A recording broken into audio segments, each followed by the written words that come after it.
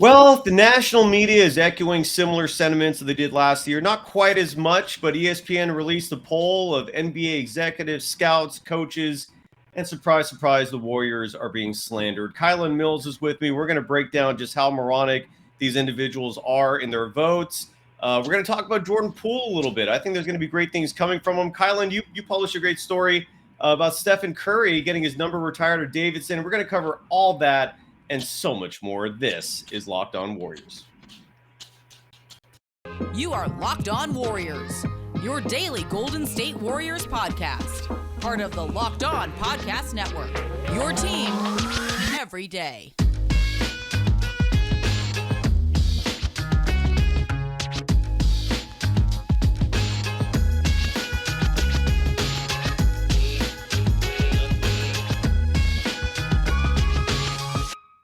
Thank you for making Locked On Warriors your first listen every day. We are free and available wherever you get podcasts. Today's episode is brought to you by BetOnline. BetOnline has you covered this season with more props, odds, and lines than ever before. BetOnline, it's where the game starts. You can follow KRON 4 sports anchor Kylen Mills on Twitter at Kylen Mills. You can follow me, Cyrus Saatsaz, on Twitter at DogSurf Roadshow. Kylen, how are you doing today? This is the first show of the week we're doing. It is the off season. People should be accustomed to that. We will not be doing 5 days a week until the middle of, I guess in 2 weeks. It's almost September. So in 2 weeks, we'll start picking it back up. But in the meantime, Kylen, how have you been? What's going on with you? I've been good, Cyrus. My only issue in life right now is that I got someone forwarding calls to me, which I mentioned to you when we talked off the other day. I don't even want to get into the whole story, but like this random person is forwarding calls to my number and I'm getting calls that are not meant for me. And I don't know why. My assumption is that it was a mistake, but I'm getting calls about pressure washing like 24/7. That's my non-basketball related issue right now. That's a funny story. Let's real quick touch on that. So basically, like there's some sort of a washing business in San Francisco, and it's like a small business. I'm guessing it's just one person maybe who's the whole business. It's like a couple people. Or it's a couple people, but the main phone number for the business, when for some reason this individual, whether it was intentional or not, set up their call forwarding. So if people call this business and he doesn't answer the phone, the call then forwards to you. And this guy doesn't know how to turn it off. The phone company has said they fixed it for you, but it hasn't. So your phone's blown up 10 to 20 times a day with people requesting this like washing service, whether it's windows or pressure, whatever it is. Do I get the facts right? Is that what's going on with you? No, that's literally essentially it. It's been going on now for more than a month. I've called AT&T twice. Both times they told me they fixed it. And then I keep getting the calls. Like as early as a couple days ago, I talked to AT&T. They said they fixed it. I keep getting the calls. I reached out to the person whose number it is that people tell me they're calling. And this guy, Henry, who works for Pressure Washing Service, is telling me, I don't know how to set up call forwarding. I didn't do that. There's no call forwarding. I'm like, yes, I'm telling you, your missed calls are getting sent to me. So if anyone has any ideas as to what I do now, please, I'm open to all suggestions. I'm getting voicemails and missed calls about setting up an appointment to come out and do pressure washing, what time I'm going to be there. I'm like, I cannot help you. I am not Henry. So any suggestions or anyone with any type of tech expertise, please, please, please let me know. Yeah, absolutely. And we're doing a live show today. Whoops, I didn't mean to do that. So if anyone's watching this and they want to provide insights on how you can shut off someone else's call forwarding, please help Kylen out. And again, you can tweet at her, DM her at Kylen Mills. Keep it professional, obviously, if your DMs are open. I don't know if they are actually, but they are. Okay, there you go.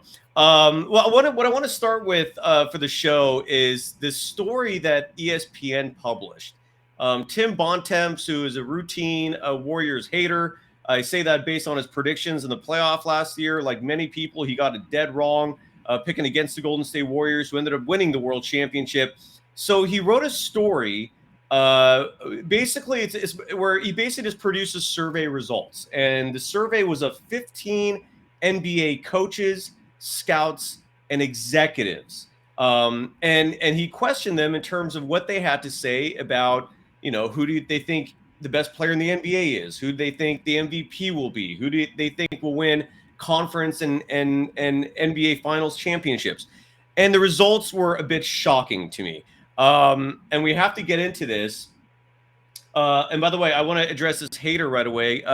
Kamal Hazan, I hope we don't talk about KD, but I forgot this is the KD channel. Yeah, I guess, should we call it Locked on KD? I mean, you didn't hear about that, Kamal? We renamed the show Locked on KD. So I'm sorry. I don't know what to tell you, man. I'm sorry. Just, the show's different now. We talk about KD. We're actually not going to talk about KD today. I'm sorry, KD, and to all the people who tune in for that. No, we're going to talk about the Warriors and this story that Tim Bontemps published, and more specifically, the survey results from whoever these 15 coaches and these executives are. The first one I was not super disturbed about. And the first question, I'm going to share these images real quick so people can, at least on the YouTube side and watching this live, can see some of the results, right? So who's the best player in the NBA now? That was one of the questions posed to these, all these coaches and executives and whatnot. So Giannis Antetokounmpo got the overwhelming majority of votes. He got 11 out of 15. Stephen Curry got 3 votes. LeBron James got 1 vote. What did you think about that, Kylen? What's your immediate response to the fact that Giannis is overwhelmingly, in the eyes of these voters, the best player in the NBA? I mean, Giannis Antetokounmpo is certainly one of the best players in the NBA, but I'm just shocked that there weren't more votes for Stephen Curry after what he did in the NBA Finals and this past season at the age of 34. I mean, it's unbelievable. 43 points against the Boston Celtics. Clearly, to me, at that point, the best player in the game and the best player in the NBA. I'm surprised. I'm surprised a little bit. However, Giannis deserves his flowers. Like, I'm not trying to take anything away from him. But to me, this past season, I think Steph Curry was the best player in the NBA. Hell yeah. And it's one of those things where I've had these debates with people on Twitter where, look, if you're doing like a trade value argument, I could understand picking Giannis first just because he's much younger. Yeah. He could play literally any position. I mean, he's basically like a center who has the skills of a small forward. But I mean, look, Steph is the Michael Jordan of today's NBA. He's the winner. He's got 4 rings. He just won the Finals MVP. The dude knows how to win. And I didn't have a huge issue with this. The one issue I had with this was one person who picked LeBron. For people that are familiar, so LeBron James is 37 years old. Since 2017, he's averaged missing 27 games a season. That's like what is that, like a third of the season? So he's not young anymore. He's injury prone regularly. We're on average, like you said, he's missing 27 games. He's only showing up for like 55 games on average each season. So to call him the best still, given that the team won the title in 2020 in that bubble scenario, even let alone that, forget that part of it. It's going to be going on 3 years since he's had any postseason success. And if you take out that one championship, he hasn't done jack in the postseason or otherwise in recent history. So yes.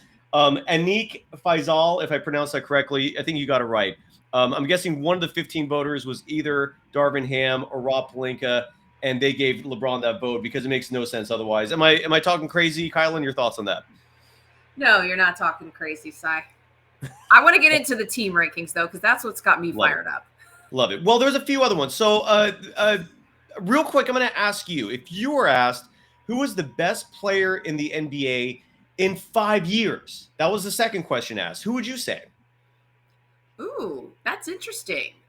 In 5 years, my mind immediately goes to Ja Morant. And I haven't seen the results of this at all. So I have no idea what these executives said because I didn't see that particular poll from the article or don't know it offhand. Ja Morant immediately comes to mind. I mean, Giannis is still young enough that he could potentially be up there as one of the greatest. I don't know. That's where I'm at. Okay, so here's what they answered. I'll switch over to sharing the actual survey results. I would have said Luka Doncic. I love the Ja Morant answer, though, as well. He easily could be. Anik says Jordan Poole. You might not be wrong. You never know. I'm going to talk about him in just a second. But the survey panelists not overwhelmingly, but they basically said Giannis was also number one, but only by one vote. I can see Giannis. Yeah, because he'll be 32 in 5 years, could still be dominating. Luka Doncic, I believe, will be 28. Yeah, in he's 5 really years. young. Yep. Yeah, and then Jason Tatum was kind of surprising because I believe he's 23 going on 24, so we'll be pushing 30. Could be, but you're right. I'm surprised Ja Morant was not mentioned in that. All right, so here's the next question.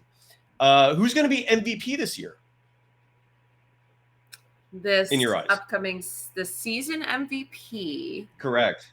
I'm going to go with Steph Curry again, because I personally think that this upcoming NBA championship is the Warriors to lose. I think they have all of the right pieces in place, and that just based on the way some of the offseason moves shaked out, like the Warriors should defend the title. Like I really, truly believe that. And because of that, if they do defend the title, then Steph Curry is the MVP. I mean, he's the best player on the best team in the NBA. Yeah. I mean, simple as that. I think that his game last year actually improved. I think he's continuing to level up. The only difference is he has to dial it back as far as workload goes, and game management has to increase. Obviously, the Warriors were really, really tight about, trying to manage giving him off days and making sure he's resting enough. But I think his actual play, like he's becoming a better defender. Like his defense has improved. And that's something that head coach Steve Kerr talked about, a lot of times throughout the season, about how Steph doesn't get enough credit for coming a long way defensively. But the best player on what I think should be the best team in the NBA should deserve the MVP. And I think that Steph's game is only getting better. He just has to be really careful with how he uses his body at this age. Absolutely. The only reason why I wouldn't go with Steph is just because there is a strong possibility that they're going to dial him back this year. Yeah, they will. Given the folks of the Warriors will be a world championship. And the only part of his game that went down last year was his shooting percentage. And there was a myriad of reasons that attributed to that, between the injuries he briefly suffered, the 3-point record chase, Draymond Green's injury, which suddenly put all the focus in terms of playmaking on Steph. But here's what the 15 coaches and executives said. They picked Giannis Antetokounmpo with 5 votes. Luka Doncic, who would have been my pick, I'm sorry, I didn't actually answer that, got 4 votes. I'm a little surprised with the Joel Embiid getting 4 votes. And then Steph and John Morant end up with 1 each. Anything surprising there? Does that seem pretty normal to you? Any feedback from you? Yeah, no, I don't think anything's super shocking. You're really high on Luka Doncic, which I think is interesting, Cy. Like, what makes you think that he will be the MVP or could potentially be the best player in the league from 5 years? I think he's so good. He's one of the best players in the league now, but like I just don't see how his game necessarily develops or expands beyond what it is now, if that makes sense. He does. The reason why I would pick him, and it's a hesitant pick, I'm not like convinced of this, or I wouldn't bet money on it, but he's actually working out this offseason. That's what the speculation is. It's the first time in his professional career he's actually focusing on his body in the offseason instead of just drinking and eating whatever he wants. Although I also read a report that during some of his Europlay action, he's taking breaks and drinking Cokes.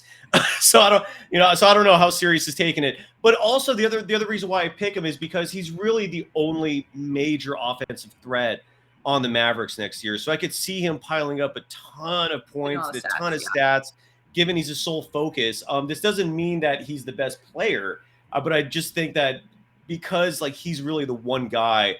No offense to Christian Wood, or I'm joking. But yeah, I could understand that one. The next one on this one, and we'll address this when we come back, is who will be the best rookie in 5 years. So not next year, not who's going to win Rookie of the Year, but 5 years from now, in the year 2027, 2028, when the Lakers' the 2 first-round picks that they have to offer in a trade will actually come up, who will be the best rookie in 5 years? Think about that for a moment, Kylen, while I give some love to one of our longtime sponsors, BetOnline.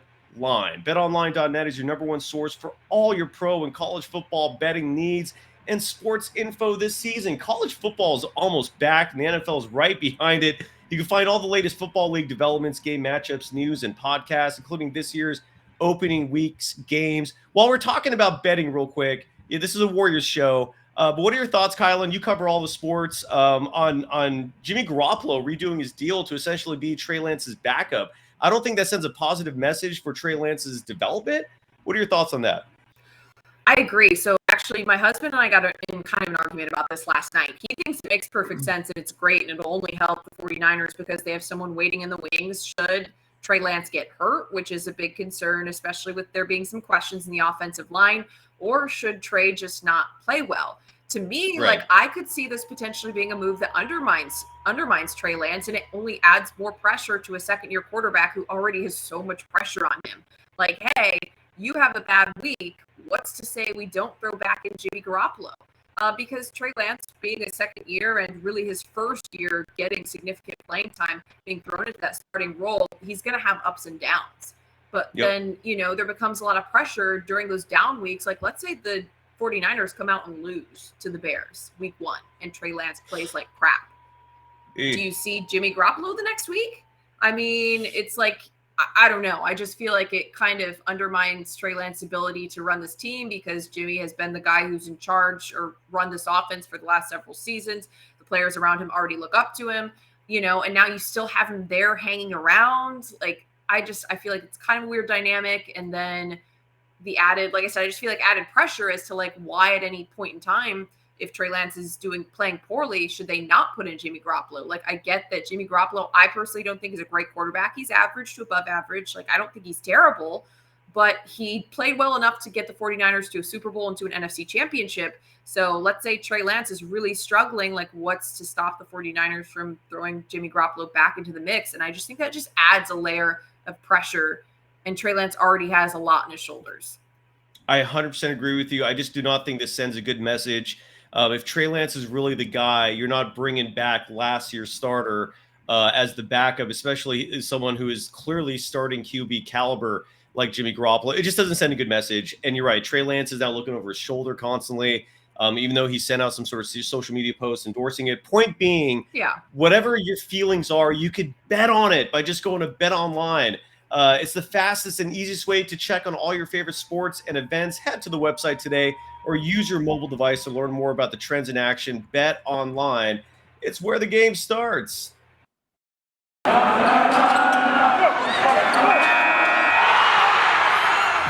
are Locked On Warriors, your daily Golden State Warriors podcast. Part of the Locked On Podcast Network, your team every day. You for making Locked On Warriors your first listen every day. For your second listen, go check out the Ultimate Pro Football Preview 2022, an 8-episode extravaganza to get you ready for the NFL season. The local team experts of the Locked On Podcast Network, plus a betting angle from Lee Sterling of Locked On Bets, all combining into one ultimate NFL preview. Search for Ultimate Pro Football Preview 2022 on your Odyssey app, YouTube, or wherever you get your podcasts. You can follow Kylen Mills on Twitter at Kylen Mills. It's that easy. You can follow me, Cyrus Saatsaz, on Twitter at DogSurfRoadshow. All right, Kylen, who in 5 years will be the best rookie in the NBA? Your prediction before I reveal the survey results. So I probably am going to say Paolo Banchero because I think he played really well and showed well in Summer League. I think that he's already NBA ready and has that frame. Versus I have some questions about Chet Holmgren, who I know is predicted by a lot of people to be a star in this league. So those are the first two names that come to mind as far as like having careers 5 years out from now and still being stars. But Holmgren's like already injured. And like my biggest question mark is like, how is someone of that frame going to compete against some of these big guys in the NBA? Yep. And like the fact that he already is hurt playing, in a scrimmage essentially against LeBron James, like, to me, that already just kind of reconfirms some of the concerns that I've had about just like his body being ready to play in a man's game and whether or not he can sustain playing in the NBA over the course of a season and multiple years. But I think Paolo Banchero showed really well in Summer League, so I would have to say him. Oh, no, that's a great call. By the way, Anik Faisal, we're doing a live show today. Not a homer at all. He says Patrick Baldwin Jr. will be the best player in the NBA in 5 years. Maybe. I'm not saying no, but maybe. And we're doing a live show at a weird time, by the way. It's like mid-afternoon. So, Anna, welcome to the party. You're an afternoon newbie here. Here is what the results were, by the way. Paolo did tie for the lead in terms of who the best rookie will be in 5 years with 6 votes. Chet Holmgren still got 6 votes. I'm totally with you. I do not see greatness from this kid. Like, for someone that thin, the problem is you don't want to put weight on that body because we saw what happened with Anthony Davis. When bigs put on more weight, it usually results in injuries. And now, as a stick man, Chet Holmgren's still getting injured. And on top, and so, but if you leave him at the same weight, people are saying, well, Kevin Durant's that size. Chet Holmgren is not Kevin Durant. It is an absolutely asinine comparison. So, yeah, Chet Holmgren, no, I would not put him in this at all. I do like Jaden Ivey, though. I would actually go with Jaden Ivey, although Paolo Banchero was a great call. And congrats to the Orlando Magic, by the way, for going with the right pick and go with Paolo over Chet Holmgren. That they narrowly averted disaster there. All right, so the next one, the next question I have for you is, which team will Kevin Durant be on the day after the trade deadline, which is usually falls, I believe, in late January? Who do you think, what team do you think Kevin Durant will be on after the deadline passes? I think Kevin Durant will still be on the Brooklyn Nets. Don't get me wrong. I think that the drama is far from over in New York. I think he's still going to be on the Nets, though. I mean, we saw just how disastrous the trade attempts were before, the season started, before he agreed to rescind his trade request and all that other stuff. I think he stays in Brooklyn for now. Big caveat being for now. That, we'll revisit this in a year from now, because I don't think that'll be the case. But after the trade deadline, I think he will still be in net. There you go. Well, and I agree with you, only because I just don't see what other team will pony up the assets they want.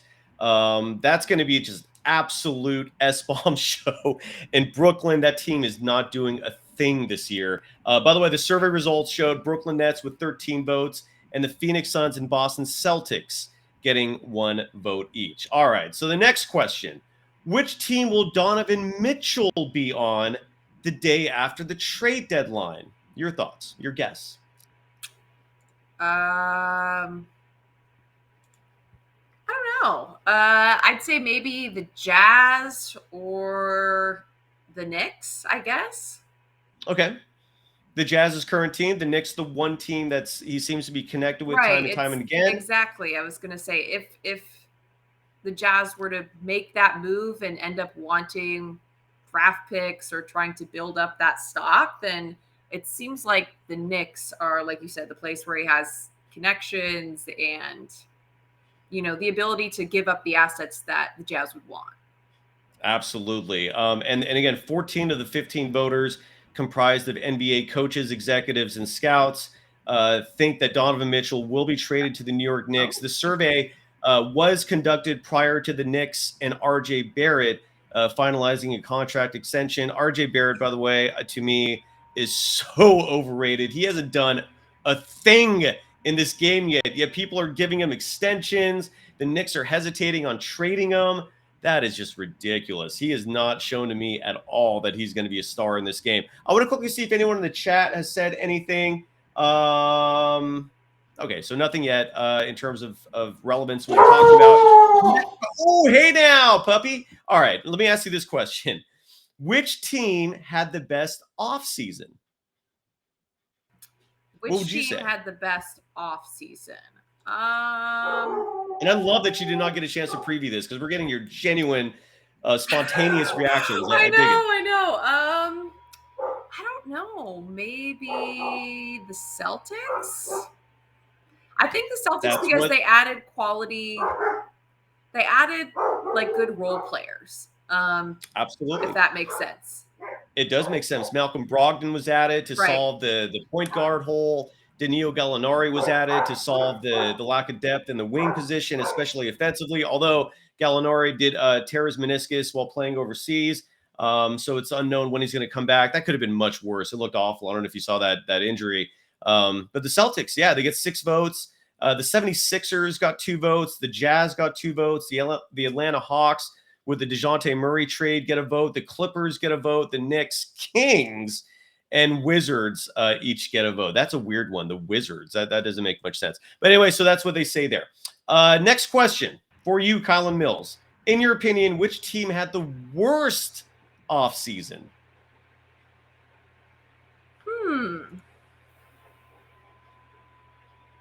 Were you just texting there, by the way? Yeah, I was trying to see if my husband can possibly come do something about my dogs who are currently barking. She's texting in the middle of a show, ladies and gentlemen, just so you know. To try to get my dogs under control so they don't interrupt me. I would say the worst off season.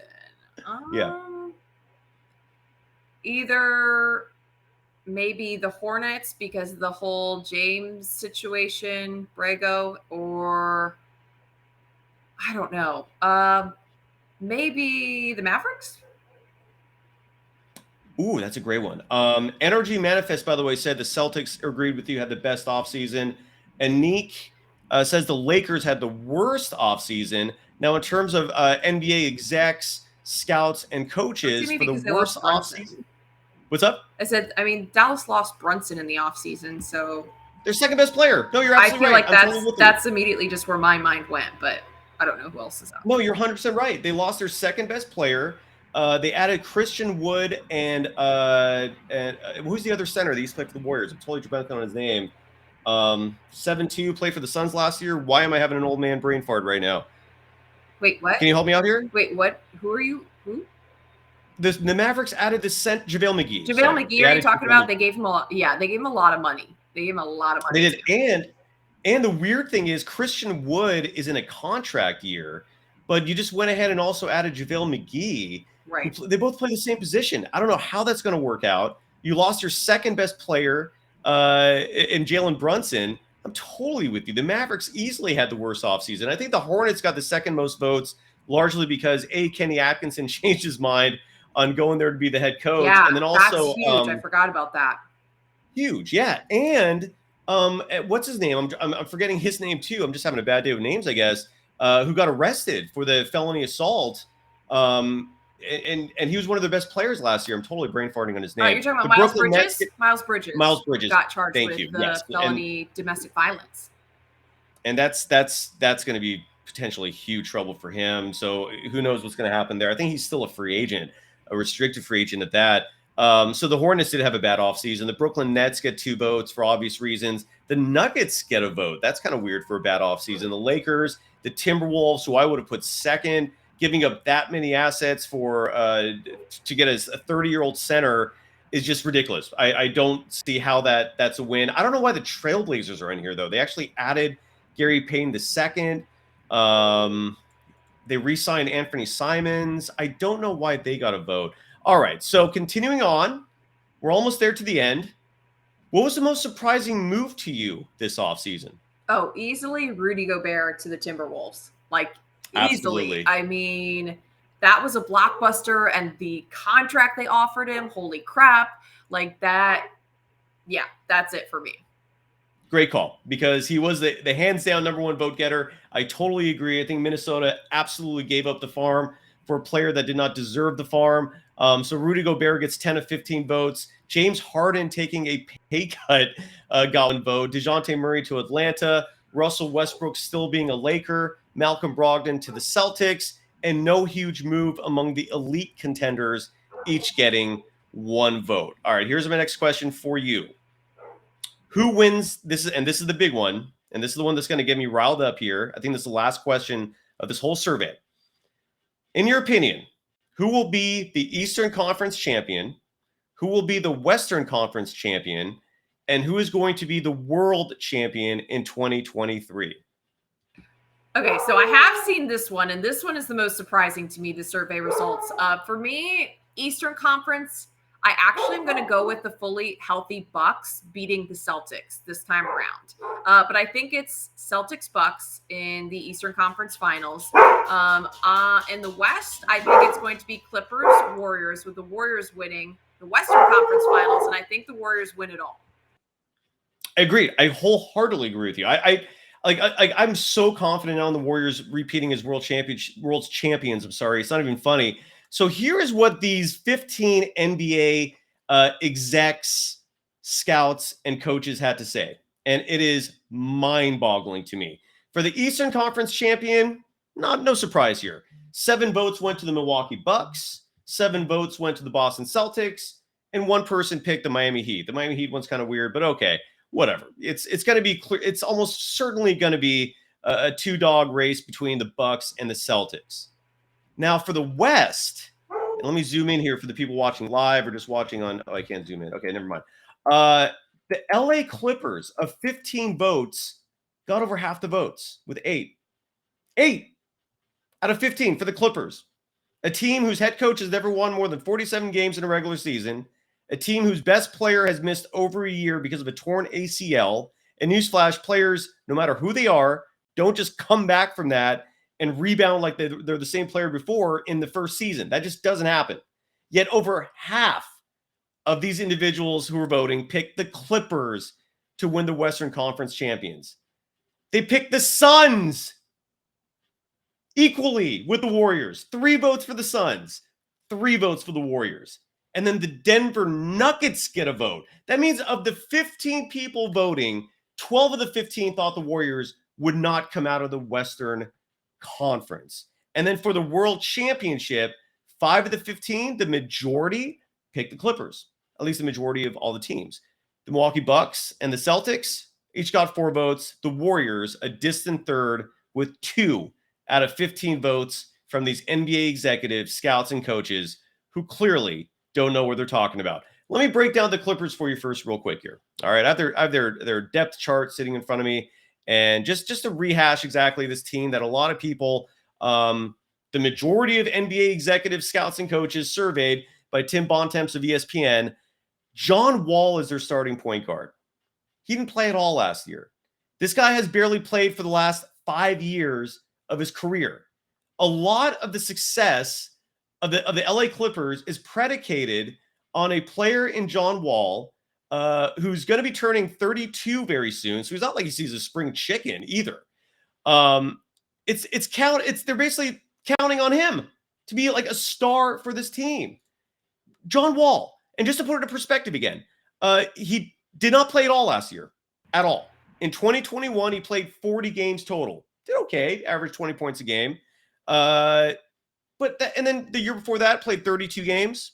Year before that, played 41 games. And he averages about 20 points a game on average in those 3 years.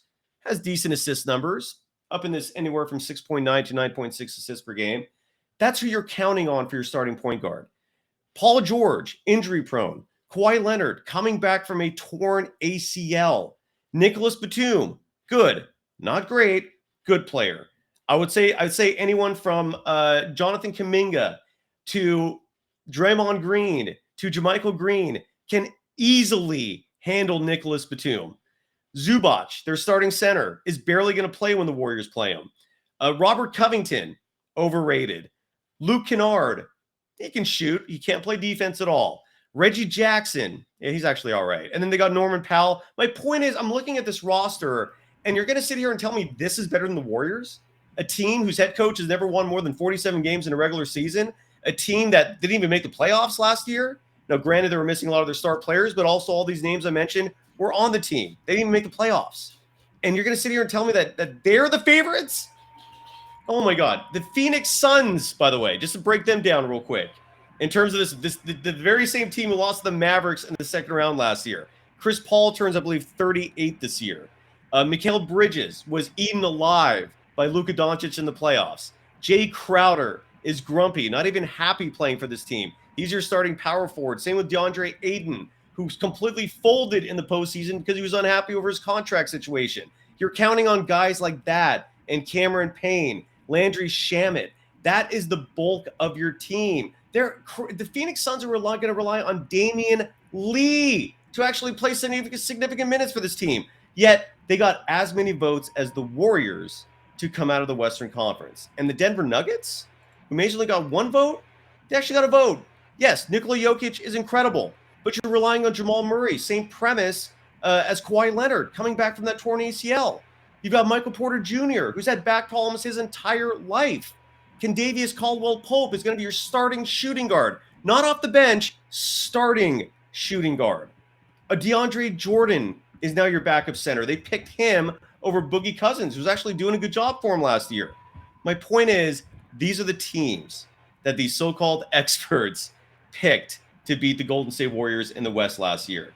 Your thoughts on my little rant right there, Kylen? What do you think? It was a big rant, Cyrus. Don't undersell yourself. It was a little rant. No, I honestly was shocked when I first saw those poll results because, like you said, like people are voting for teams that are unproven versus like proven winners and championships. And this Warriors core has won 4 NBA championships in the last 8 years. They know how to win. They know how to play together. And like, there should be no concern, at least in my eyes, based on the players that the Warriors lost in the offseason. Yes, they lost rotation players, but like, their starters are back. Jordan Poole, their, sixth man off the bench, who really, to me, could be a 6th man of the year candidate if he continues to elevate his game and put up the numbers he's been putting up. They're all back, and they made some nice additions with DiVincenzo and JaMychal Green. And they also have these young players who are continuing to get better. When you look at the potential of Jonathan Kuminga and Moses Moody, James Wiseman getting back healthy and back in the mix. So you've got, really some reinforcements on the younger side of the ball. And then Klay Thompson getting better. Like, to me, there's no question that Klay Thompson is going to be better this season than what we saw last season. He was only able to return after a 2-month layoff, or 2-year layoff, when he came back in January. So I just think it's wild that, like you said, these teams that people are voting for are completely unproven. Like, can Kawhi Leonard stay healthy even? I mean, he's had his own health issues over the years, and the Clippers haven't done anything. Do I think that they could be possibly Western Conference title contenders? Like, yeah, but I just think it's crazy that a majority of NBA executives would pick them to win the championship over a team like the Warriors, who, to me, really didn't lose any major pieces in the offseason, didn't have any major injuries. If anything, they only have several players on the roster getting better. That's just very surprising to me. And then same thing with the Suns. Like, the Suns just folded completely just botched the playoffs. Like, they choked, in my opinion. And then, like I said, what's going on with the fractured relationship with DeAndre Ayton? Like, you've got some players who are begrudgingly there. I'm not really sure, about the chemistry and environment going on with the Suns. And like I said, they seem to just not be able to do anything come the playoffs, based on the choke job we saw this last season. So the fact that they would get the same number of votes as the Warriors, like, that's very surprising to me. So the whole thing was surprising. However, I say all this to lead into the fact that the Warriors have no problem with being underestimated, with being underdogs. They were completely, treated that way by the media, I think by other NBA executives, teams this past season. And look what happened. So, as someone who covers the team and fans of the team, they should be okay with this, if you ask me, because you know what? The Warriors can go into the season with a little bit of an extra motivation, a chip on their shoulder, even though they're defending world champions. I mean, that's fine with me. Like, add more fuel to the fire, because I think this Warriors team is going to come out and be the team to beat. Oh, you're absolutely right. I will echo all your sentiments. I think it's fair to say a team like the Clippers could be a contender. Yeah. You could say that. But to pick them to outright win the West, that's just asinine. And 3 of the 15 voters picking the Suns? What are you seeing in that team? They added nobody from a year ago. They lost players. Chris Paul is old as dirt, man. And when you look at the Warriors, you're right. They read everything. How have people not realized this by now? They read all the criticism, any piece of negativity. They have that stone cold killer mentality where they find things for fuel to motivate them. Never mind the fact that Draymond Green is going to be playing for a new max contract. Never mind the fact that Jordan Poole, who already had a fantastic year, is building off world championship experience, being a vital piece of that team. He's also angling for a max contract. You got 3 youngsters, in Kuminga, who I feel like I think he's going to deliver. This negative news about him is a little concerning, but he's so damn young. But Moses Moody, CJ Holmes was on with me last week, and everything he's hearing from behind the scenes about Moses Moody is just incredible, exciting, optimistic. Same goes for James Wiseman. His development is supposedly ahead of schedule. So you look at this team, and then you look at players like even JaMychal Green, Dante DiVincenzo. These are also going to be players who are going to be free agents next year. They're motivated. This is going to be a hungry team who doesn't really need much motivation, because these are all-time greats. They know how to win, and all these new players got the world championship experience. But man, to have people who are actually in the NBA in these positions as executives, coaches, and scouts, to be just literally like just sticking their middle finger in the Warriors' faces with this kind of survey, it's incredible, because all it does is, you're right, Kylen, is makes people like us who, I don't know about you, I think you love the Bulls, but you've been in the Bay Area long enough where the Warriors make you happy, I think, if they're successful. Correct me if I'm wrong. But it's Yeah, it's just, this is encouraging is all I'm trying to say. This is very encouraging, and all it does is make me just feel even stronger. The Warriors will repeat as world champions. Any final thoughts, Kylen, on that ridiculous survey, and just anything else going on as we wrap things up here? No final thoughts on the survey. I do want to mention that it was really, really cool today. We touched on it at the beginning of the show. I watched Stephen Curry's graduation from Davidson College. They streamed it this afternoon, just a couple hours ago. It just wrapped up before we started doing the show. So inspirational, so cool. I mean, the Warriors could not have a better leader on board. They pulled out all the stops, Cyrus. Like, they did a full graduation ceremony for just Stephen Curry. Like, they brought out all the academic advisors. They did the full processional. Like, there was like a packed crowd of Davidson students, alums, whatever. And like, it was just awesome. Like, there were multiple times during this ceremony that I was like tearing up because of all of the speeches they were giving about Steph, you know, and his former days, his collegiate days. And there were just so many cool stories, just kind of symbolizing the kind of person he is and the incredible character that he has. So it was really awesome. It was like taking a trip back down memory lane with Steph Curry, which is like so cool to see, you know, just what he was doing 10, 15 years ago. They were talking about the day that, you know, Davidson first went to his house and tried to recruit him in 2005, and just kind of crazy. One quick story they mentioned about Steph Curry that kind of, like I said, symbolizes the kind of person he is. It was his sophomore year. At the start of the season, early on, they were getting ready to open up against UNC, and I can't remember what the injury was now offhand, but he was dealing with a really, really serious injury. I think it was in his hand, and basically the type of injury that could cause him to miss the entire season, like that serious of an injury. If he did play, he would have to literally be like constantly taping, rehabbing, would really have to dial back on practicing, like really just only play. And he would be in an incredible amount of pain. Like, that's what the team's doctor said. Like, it would be incredibly painful, but we're not going to tell you absolutely can't play. But like, it's just, people don't play through this. And Steph looked at the coaching staff and the trainers, and his father, Dell, was there. And he was like, look at these three guys, and pointed to three of his teammates who are seniors. This is their senior season. I can't let them down. They deserve to have an amazing senior season. I'm going to play. Like, no questions asked. I'm going to play. But it wasn't for himself. It was for the players around him. It was for those seniors on the team. And I don't know. I just thought that story was so cool, because you still see that in who Steph Curry is on this Warriors team. He's a leader who is all about his teammates. He's all about team first. And to me, that's what makes him different than every other superstar in the NBA. Sorry, I'll be done ranting, but I just think that is so special and unique in today's NBA and superstars in professional sports, just to be someone who is so humble and puts other people first so much. And it comes from his background and the way he was raised, and he's been that way his entire life. Absolutely. And as you mentioned, his passion for education, he didn't have to get his degree. Him going back to get the degree, though, I think actually helped with the retirement, right? Because they only retired jerseys of graduated student athletes. Yes, he had to. Yeah, so he had to graduate and receive his diploma in order to have the jersey retired. He also was inducted into the Hall of Fame, but that's like a across the board requirement of the college.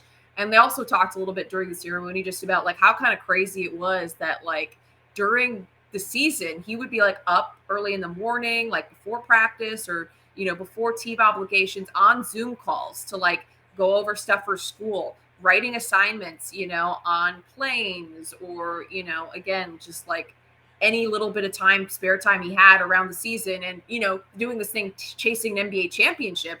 Like that to me is just also like really wild. The fact that he like finished his last couple courses this spring, literally while on his way to winning an NBA title, like in like late at night, early in the morning, doing all these little extra things while being a dad of 3 kids and an NBA superstar. Like hats off to him. Like that's just hell yeah, super inspirational. Hell yeah. Sets a great example for, you know, kids and future athletes moving forward. You're right. You're absolutely right. And the Bay Area, Dub Nation, you're so lucky to have Stephen Curry as the face of the franchise. And yeah, kudos to him. Congratulations, Stephen Curry. Kylen, thank you so much as always. Another great show in the books. Tomorrow, Larry Krueger, our old friend, is going to join me on this program. And Kylen, things are finally rolling in terms of making you an official part of the program. So once all the paperwork's completed and you've dotted your I's and crossed your T's and the dotted line has a signature on it, we'll be making this a formal 2-day-a-week affair. And I'm excited for that. But and again, we'll be back to our full-time regimen, I believe, in about 2 to 3 weeks. Might actually be 3 weeks. So until then, we'll have a few shows a week here and there. But Kylen, thanks for going along with that whole survey. It was interesting to hear your answers when compared to actual individuals who are paid to be quote unquote experts in the NBA, whether as coaches, scouts, or executives. You're smarter than them, Kylen. So you have that going for you, for what it's worth. All right, I'll take it. Yeah. All right, we're done. Thank you, everyone. Thank you for joining us for the live version. And you can follow Kylen Mills on Twitter at Kylen Mills. You can follow me, Cyrus Saatsaz, on Twitter at Dog Surf Roadshow. I almost forgot my own Twitter account. And you can follow this show on Twitter at Locked On Dubs. Thanks, everyone. Thanks, Kylen. Later.